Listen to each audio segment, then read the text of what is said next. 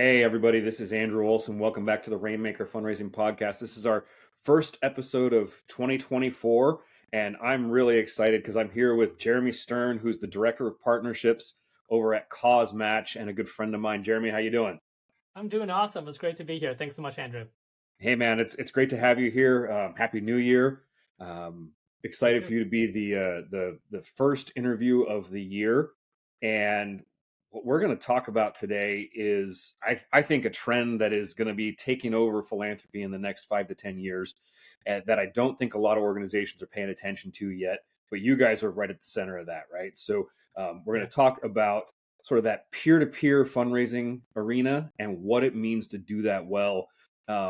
Before we get into that, though, take a few minutes to tell our listeners a little bit more about yourself and your background, and also like a little bit more about what CauseMatch is. Cool. Awesome. Thanks so much. I appreciate it. So yes, a little bit about me. I'm a nonprofit fundraising professional. Have been my whole career. For 15 years, I worked in nonprofits. I was the executive director of a small shop for about 8 years, 8.5 years. After that, worked in some mid-sized organizations as a director of development, and after doing that for a decade and a half, I shifted over to working with organizations. And so for almost 3 years now, I've been at CauseMatch. Just to tell you, kind of like very briefly about CauseMatch. CauseMatch is a digital fundraising platform. We specialize in peer-to-peer campaigns, giving days, crowdfunding campaigns, and we'll do things like dinners, raffles, other online digital fundraisers, things like that. Yeah. Awesome. Okay, so let's jump into this. I before we hit record on this session, you and I were talking a little bit about sort of where the industry's headed or where we think it's headed. One of the things that I shared with you, which I'll link to some of the content in the show notes, is we are seeing in our research at Dickerson Baker this shift in perspective amongst the donor audiences of people saying two things. One, saying we feel like we're getting more solicitations than we ever have before, but at the same time saying the thing we want most of anything in our relationship with organizations is fewer solicitations, right? Right. So, and this is particularly true sort of in the older demographics, right? So the people who have more disposable income, who've probably been giving for a lot longer, they're feeling the pressure more than anybody else. And this made me think, between that and the shift in what we see with younger demographics, particularly with Gen Z millennials who largely don't trust organizations anymore, right? Hmm. They get their recommendations for purchasing, for donating, for advocacy from their peer networks, Yeah. right? Social proof. Social Yeah. proof. So when I sit back and I look at those two pieces of information, the first thing that comes to mind is if organizations aren't prepared to capitalize sort of on this peer network and peer influenced behavior, we're going to probably have a big challenge in the near future. Talk to us a little bit about kind of how you all see that playing out and what you see in your own data and the campaigns that you run for clients. Like where should we be thinking relative to this social proof, as you call it, and sort of the peer driven decision making? Yeah, sure. So the way we think about it is the data that we have, and you know what, I just know this from my own experience running a nonprofit myself, is that when an organization does a broad solicitation, a Giving Tuesday campaign, a seasonal campaign, a mailer or a mass email, end of year campaign, that kind of thing. Um, so they sent out a mass email, right? They sent out a bunch of letters, whatever it is. The percentage of people on recipients who actually donate, do you want to guess what it is on average? And I mean, I'm I'll going to let our guess it's listeners something listen around take a guess three for or four themselves. percent, right? If 4% on a really good day, right? I mean, from I saw from my own experience, if you have, let's say, 5,000 people on your email list, the average, maybe, I mean, Andrew, you do great work. Some of the organizations you work with, maybe they get 4%, but average is less than 1%. Right. So on Yeah. a really good day, you have 5,000 people on your email list. On your Giving Tuesday campaign, if you get 50 donations, you did really well. Right. Really Wow. well. And that's crazy, right? That's like 99% of prospective donors, of previous donors, right? Those are the people on your email list are not converting. Whereas when an individual reaches out to their family, friends, colleagues, associates, it's a personal request. And not talking about necessarily the fundraisers of the organization, the development professionals. These are volunteers. These are people who are around the community of the organization. They reach out to their family, friends, and colleagues and say, hey, I'm raising $1,000 for this organization, which means so much to me. Will you please help me reach my personal fundraising goal? And I'm not talking about a Facebook post. I'm talking about a direct reaching out to those cousins, reaching out to their brothers and sisters, right? Reaching out to their colleagues and saying, whatever it is, we give $10, $100, doesn't make a difference. So the percentage of people who give there on average is 25%. So when Huh. an organization reaches out, on a good day, it's 1%. Let's even say it's 1%, but it's actually less than that. But let's even say it's 1%. So 1 out of 100 are actually donating. When an individual reaches out personally to their family and friends, it's 1 in 4, right? It's Hmm. 1 in 4. And so that's how we think about peer-to-peer fundraising and why we're so focused on what we call ambassadors for these campaigns. We actually don't like the idea of team fundraising because let's think about let's say a private school, right? We work with a lot of private schools in these campaigns, but just as an example, and we work with a wide range of organizations. But let's say a private school, and so you have teams of the class of 2010 and the class of 2011, and each class has a goal of raising $5,000 or $10,000. Now the problem with the team model is that, Andrew, if you and I were in the same class, right? I'm like, Andrew's a fundraiser. He's going to reach out and get a bunch of people to donate. I can sit back, okay, I'll send out a link and I'm done. Right? There's no real sense of accountability, of ownership, of buy-in. Whereas if you're an ambassador for the cause, I have a personal fundraising goal. It's not just my team has a goal of raising 10,000, but I have a personal goal of raising 500 or 1,000 or 5,000, whatever it is. And I'm reaching out to my family and friends. I have a sense of ownership and accountability towards that fundraising goal, and it's so much more effective. And so what we do at CauseMatch is really fuse together two things. On the one hand, there's a technology, and there's a lot to say about the technology that we've developed. But the other piece, and this is so important, is the strategy of the fundraising strategy of how to build these campaigns. Yeah, that makes a lot of sense, and it's really interesting to me to hear those numbers. I mean, it's orders of magnitude different, right? Yeah. And you're right, because like in my business, we celebrate it. Let's say new donors, right? In new donor Yeah. acquisition, if you get 1%, like you're popping champagne bottles. That's a really Mm-hmm. successful campaign. Um, and nobody ever talks about the 99% that didn't even engage, right? Yeah. So to be able to do, even if you could double that, most organizations would throw a party, right? But if Yeah. you're talking, do 10 to 20 times, that's massive potential. Exactly. Exactly. So I think one of the things that a lot of organizations, when we think about, at least here in the US, there's something like 1,700,000 nonprofits, right? And most of Mhm. those are under $1 million in annual Yeah. revenue. So a lot of Yeah. those organizations are run by one person or one or two people, maybe a volunteer committee.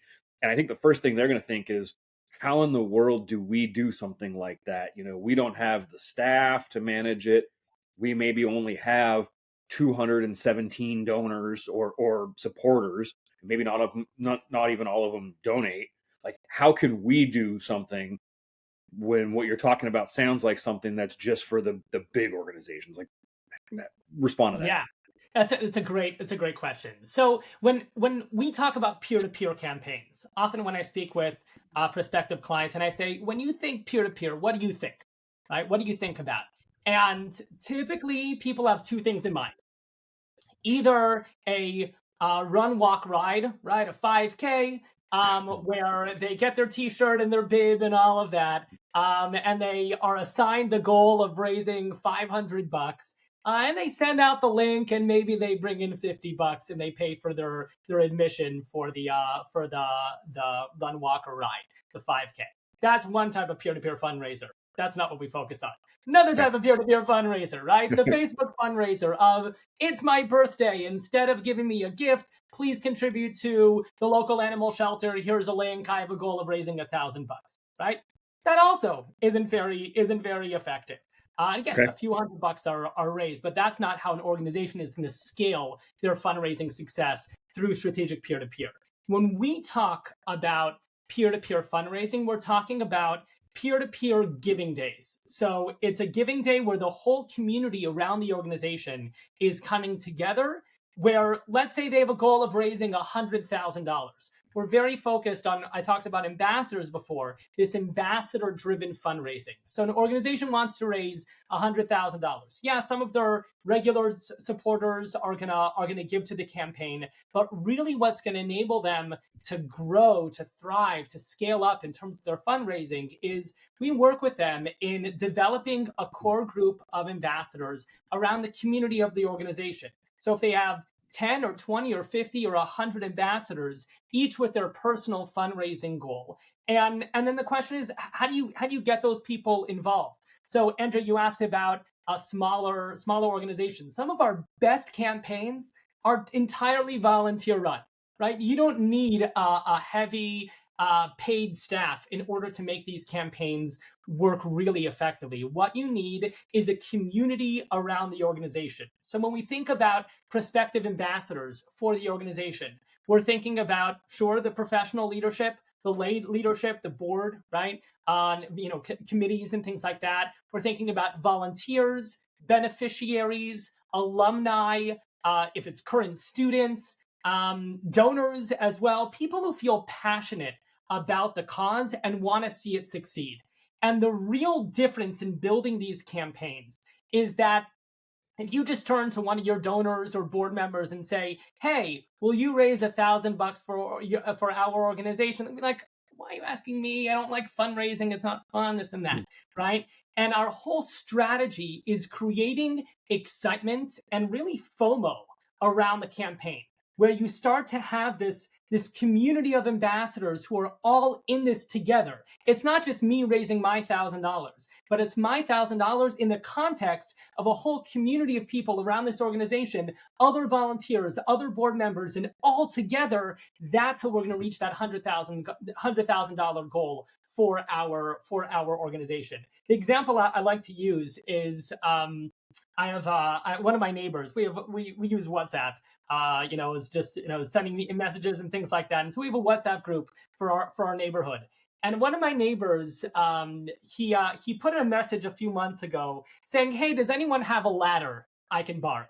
Right? I literally, Andrew, I have 3 ladders in my backyard. Okay, and so I could have messaged him and saying, "Hey, no problem, just go in my backyard and pick up a ladder."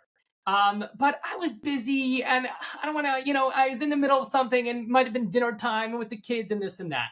But a half an hour later, I got no responses to that mass message, right? He reached out to me directly and said, "Jeremy, could I borrow a ladder?" And I said, "Of course, just go in my backyard, pick up a ladder, no problem." And that's the difference between just putting it out there and saying, who's going to help us fundraise versus it's, as you talked about, people giving to people, but it's also people work with people and fundraise together with people. They fundraise together as a community. And so the strategy is about building that community of ambassadors and how to reach out to them, how to get people excited and involved, and a sense of FOMO if they're going to miss out on not being a part of this campaign.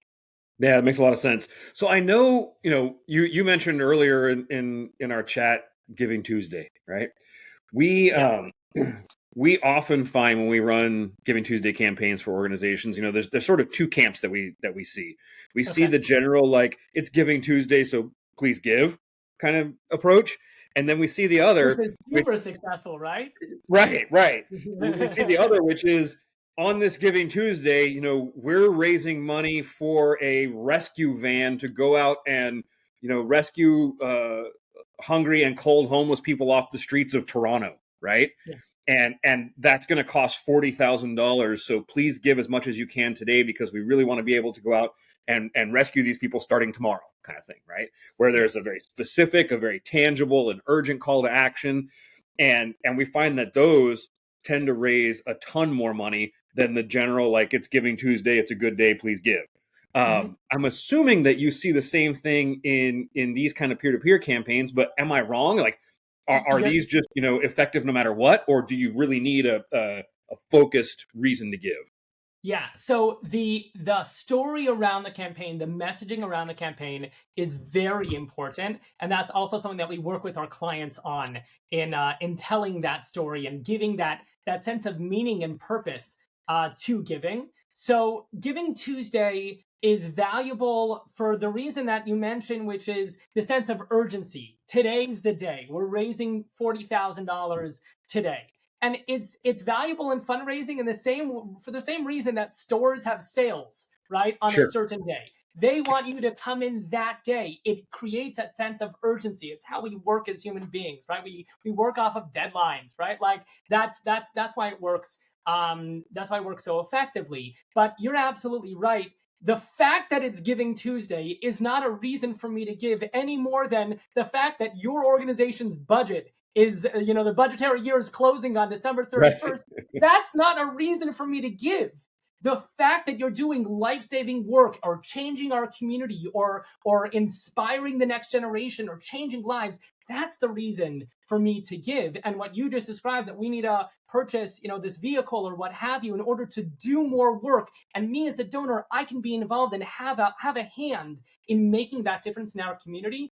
That's a reason to give, right? And so telling that message in the campaign is so important. And the urgency piece is a factor in it, right? It creates that sense of, I got to give today. Yeah. Okay. Cool. Okay. Next question. I I know that, when it comes to any other type of fundraising, one of the questions we always get is how much is too much, right? How many mailings are too many? How many emails are too many? How many whatevers are too many? Answer that for me here. Like, can an organization exist exclusively on, sort of iterative peer-to-peer campaigns throughout a year? Is the best mix one a year? What are you seeing in the data? What are you seeing with your clients? How much is too much? Is there a tipping point? Like, Yeah, what do you think? great question. So we do have some clients who this is their main fundraiser when they do an Okay. annual campaign with us. Often it's more like a third of their annual revenue they're bringing in through this campaign, and then they have other revenue streams as well. Um, Most of our clients do one big campaign with us over the course of the year. The most strategic clients do more than one campaign over the course of the year.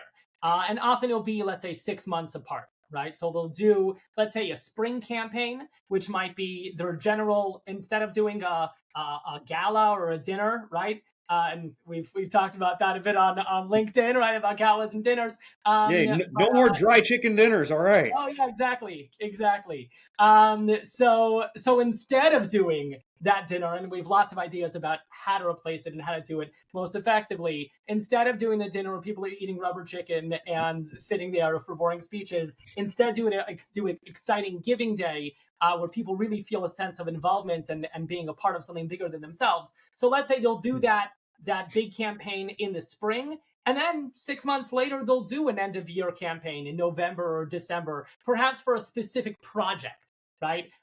Which within the organization. So we often find organizations doing that way. But still they should pursue funding and major gifts and Sure. everything else. Yeah. So I know, with sort of what I'll call traditional events, right? The galas, the run walk events, whatever you might call them. One of the bigger challenges that I've seen, both personally when I was a fundraiser at a children's hospital, and then in my career as a consultant, is it's really difficult to convert those people that attend the event or sponsor a runner or a walker or something like that, like to get those people to engage in ongoing giving. Organizations spend a lot of money, a lot of time, a lot of effort, and it's one of the biggest frustrations I hear is like, we just can't get those people to give again. And what I've found in my own work is like, if somebody attends an event and gives at an event, they're pretty much an event donor, right? There's Mhm. not a lot of crossover to other channels. Do you see anything different in these kind of peer-driven campaigns? Um, and how would you talk about, or how would you recommend organizations even think about that? Not the ambassadors that you called them, but sort of the people Yeah. that give to the ambassador campaigns. Mhm. What's the strategy there? Yeah, great question. And you're absolutely right. Left alone, these donors will churn, right? They're not going to necessarily give again or give next year. So two things. Number one is we guide our clients to think not just about their, well, let's start with this. Number one is donor cultivation. So what are you Okay. doing with those donors over the course of the year, right? You sent them an automatic thank you email and they don't hear from you until the next fundraiser. That definitely should not be the case. We've developed a whole program working with our clients between campaigns. We call it Level Up, where they're thanking, reporting, and then eventually asking again at their next campaign. But that thanking and reporting piece is so important, showing the impact that their gift has had and continues to have over the course of the year.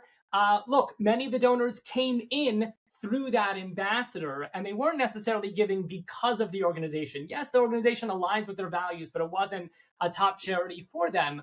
But now that you have them as a donor for your organization, how are you cultivating them? What's your messaging? How are you connecting with them? I mean, even doing things like wealth engine research, right? Finding those diamonds in the Sure. rough. That donor who gave you a $150 gift, right, just as through an ambassador, but really they have the capacity, the potential interest to give a lot more because your cause really fits within the rubric of organizations they give to. Finding out who those are. So there's a lot of work that organizations can do around that. So number one is the donor cultivation, right, Yeah, and the makes sense. messaging through over the course of the year. Number two, that what we really focus on as well with our clients is ambassador cultivation. So Okay. an ambassador brought in 10 gifts. That's what we see as a metric. That's kind of like the gold standard of a successful ambassador who brought in 10 gifts. We talked about a 1 in 4 conversion rate for ambassadors. So we say make a list of 40 people you're going to reach out to. That way you'll bring in 10. And once they bring in 10 and they hit their goal, they're excited, they're pumped, and they want to raise more. Yeah. But in terms of ambassador cultivation, don't just think of these people as an ATM that they brought in money, for you for your campaign. But how are you cultivating those ambassadors? How are you thanking those ambassadors? So, in talking about events, we've had a lot of clients, a lot of organizations who've shifted over from having a big gala or dinner to having a post campaign celebration. Do it as a barbecue, right? In someone's backyard, not in a stuffy ballroom, barbecue in someone's backyard to thank your ambassadors or thank your donors, right? And so hopefully by doing that effectively, those ambassadors are going to come back next year. And Yeah. they're going to have their list of donors who gave to them in year one, and those are going to be the top people they're going to reach out to initially for year two. So that personal connection, people giving to people, your ambassadors are going to be the ones who are going to be soliciting that gift once again. Yeah, that tracks, makes a ton of sense. Do you have data around like what's the cost to acquire a donor in this environment? Because I know that's another consideration. A lot of organizations, when they look at adding a new channel or a new strategy, one of the first questions is, well, what's it going to cost me to bring a supporter in Yeah. that environment compared to my mail program or email or paid search or whatever? Do you have any metrics around that? Yeah, I'm going to answer a little bit of a different question, but I think Okay. it Yeah. it focuses around the same thing because I don't have an answer for per donor. But when we Okay. think about costs of a strategic peer-to-peer campaign, um, what we're looking for, there are two ways to say it, they're the same thing. Either it's your cost is about 10% of what you raise, and I'm not just Okay. talking about the cost of CauseMatch, but between CauseMatch and credit card processing, and if you do some marketing and social media, paid ads and things like that, it typically comes to about 10% Okay. of what you raise. Said differently, we're looking for a 10x ROI, a 10 times return on investment on the I mean, campaign. gosh, that's a lot closer to major gift level return on investment than anything else, right? And You know, that's when you, what we see day in, day out with these campaigns. And you think about a dinner where if your costs are only 30, 40% of what you brought in, you did well, right? right, right. And If you're here, lucky, we're talking about 10%, right? A 10x yeah. ROI. So that's really what we're looking for in these campaigns. You know, over at our firm at Dickerson Baker, we talk a lot about this concept of like, finding a better way to fundraise. And the more I hear you talk about this, and the more I think about sort of the strategic value of peer to peer, it just makes so much sense that I think this is one of those better ways where we can actually treat people like human beings, right? Yeah, And yeah. and engage them relationally, which leads to that investment versus just churn and burn kind of marketing tactics and that kind of stuff. I think this is Exactly really right. smart. Yeah, it's Um, really leveraging those personal relationships. People yeah, give to people, yeah. right? Well, People give to people. That's what it comes down to. great point. We actually, I don't know if we told you this or not. We actually trademarked a phrase, that relationship changes everything, right? And I I think like it. it's on point here. And you're right. This is so different than traditional kind of mass fundraising. I Yeah. do you have any stats you can share relative to like what the typical average gift in a campaign like this is? I mean, I would guess it's north of $50 and Yeah. maybe even north of 100. But what do you see? Yeah, it's really going to depend on the community of the organization, right? Okay, fair. The socioeconomic level of the organization, its ambassadors, things like that. An average gift, and I'm sorry, a typical gift, Sure. the Yeah. median, the mode, right? The Yep. typical gift in one of our campaigns is $100. Okay. That's a typical, that's the most Excuse me. typical gift. Average gift, okay, because you have some outliers of Sure. larger gifts, is closer to 200. Okay. So yeah, that's what we see. A typical ambassador on our campaigns is raising $1,500. Again, Okay. depending on the community, sometimes more than that. It could be $2,000, $3,000, even $4,000 that an average ambassador is raising for an organization. But typically speaking, about $1,500 per ambassador. So when we build these campaigns and we say, great, you have a goal of raising $100,000, which using that as a simple metric. So the division that we usually see in these campaigns is 80% of the funds are raised by the ambassadors and 20% are from the organization's donors. So that's Okay. tremendous growth, right? The organization's reaching its core donor base. That's the 20%, and the Yep. growth is that additional 80%. So if you now have $80,000, right? So $20,000 in your $100,000 campaign is going to come from the organization's kind of core donor base. Then the 80% that you want to raise, and let's even say an average an average ambassador raises $1,000. So we say, okay, how are we going to build a community of ambassadors, of 80 ambassadors around your organization? And that's how we're going to reach that goal of $100,000 for your campaign. Okay, that makes sense. Uh, let's talk a little bit about sort of workload on an organization. Mm-hmm. Obviously they don't have to build the platform because guys No, like you have the platform, right? yeah, But finding the ambassadors, engaging the ambassadors, I'm assuming there's some level of like content creation that has to happen for yeah. messaging and visuals and things like that. What should an organization be prepared to invest from sort of a time perspective? Not necessarily the dollars, right? Yeah. But what's the staff workload on something like this, and how long? Like, is that a 30-day sprint? Is it a 60-day thing? Like, what's that look like? Yeah, it's 30 to 60. You nailed it, right? Oh, It's okay, typically 4 to 8 weeks that we're working with the client before the hard launch of their campaign, before that giving day, that okay, 24-hour, 48-hour 48-hour giving day. It's a long day, but it's typically we're working with clients 4 to 8 weeks. okay, And we offer two different service levels. We offer what we call a tech only option, which is, as it sounds, they get the technology, they get a customer success manager who's going to help set up their campaign page, so they don't need to learn our technology, they don't need to like learn how to set it up. They have a customer success manager who's doing that with them. We have amazing 24-hour tech support, like rapid response tech support. Their commitment is to respond within a minute to wow, any issue that comes up, 24 hours a day. They're okay, incredible, like the crown jewel of CauseMatch. So that's our tech only option. And you're right, an organization is then going to need to figure out how to cultivate their ambassadors, produce their content, graphics, things like that. So that's going to be on the organization, and depending on how much they invest, how much time they invest, will depend on their success.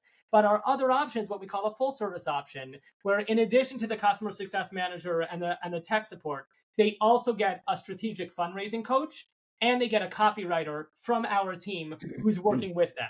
So the strategic fundraising coach is working with them on their peer-to-peer strategy, on their ambassador cultivation, helping them to identify who should their ambassadors be, who are their team leaders, right? They're kind of diehard ambassadors, and how are those team leaders going to reach out and bring in more ambassadors? How to bring on ambassadors? We do what we call rally events or ambassador recruitment events, which can be like a virtual, a half an hour Zoom or an hour long Zoom. So the coach is really working with them on that strategy, and then the copywriter it does an intake process, produces all of the written content for them, and there's some iterations back and forth. But to be honest, I don't want my clients focusing on wordsmithing emails, right? I want them to get 1, 2, 5, 10 more ambassadors for their campaign, because if each ambassador is going to raise another $1,500 each, right? That's 15 grand more for their campaign. Our copywriters know best practices. They took your content and produced all of your emails, all of your social media posts, the slogan of the campaign, all of that, so that you can focus on what's actually important, which is your fundraising. So in the end of the day, the organization itself needs to do the fundraising work, right? Calling the ambassadors, because look, if I call an ambassador, they're like, who's Jeremy Stern? I don't know who you are, right? But if they're calling, someone who they work with on Wednesday evenings in the soup kitchen, right? And they're both volunteers. And hey, Susie, I also see you at the soup kitchen. Will you serve as an ambassador, right? That's a different type of ask. So the way that I describe what our coaching is, it's like a trainer in the gym. The trainer is going to make sure that you show up on time every morning at 6 a.m., right? And is going to create a strategy for you and a game plan and metrics for where you should be when, and working with you to identify, what machines you should use and how many reps, and giving you that moral support and keeping you on track, and which is so important, and creating that accountability piece. But what is a trainer not doing? The trainer isn't doing literally the heavy lifting, right? You're doing the implementation, but they're there to guide you and support you in doing it right. Very cool. All right. Well, I think we're just about out of time. This has been a fantastic conversation. I have kind of two things to wrap up with. First is, give me one prediction that you think is on the horizon for fundraising for 2024. Oh man, you should have given me a heads up about this one. Guys, everyone listening to this is real. Andrew's putting me on the spot. My prediction for 2024 in fundraising, something that's gonna change, that's gonna be different. I mean, I'm so biased, but we see it, right? Like the organizations who are moving towards this peer-to-peer space, and also thinking about hybrid events, right? And how to incorporate digital into their events. Whether it's things like galas and doing it in a more digital way. So I think it's incorporating more and more digital into fundraising. Okay, great. And if somebody wants to learn more about CauseMatch, about peer-to-peer campaigns, or just connect with you, what are the best ways for people to reach you? Well, as you know, Andrew, I spend way too much time on LinkedIn, so please You and me both. Please find me on LinkedIn. I'm there all the time. So just search for me, Jeremy Stern, in LinkedIn, or you can email me, jeremy@causematch.com, jeremy@causematch.com. Awesome. That's great. And folks, listeners, if you want to reach me, like Jeremy, get me on LinkedIn. I think he and I live there, and we just occasionally show up at our houses. Check us out at dickersonbaker.com if you want to find a better way to fundraise. We've got some answers there. We've got some great research for you to download. If you want some quick tips on fundraising, check out some of my content over at tipsforpeople.com. It's bite-sized 1 to 3 minute tips And as always, jump on over to andrewolsen.net and grab a free copy of my book. Jeremy, it's been great to have you here. Thanks for joining us today. Thank you, Andrew. This was a blast. Thank you so much. Awesome.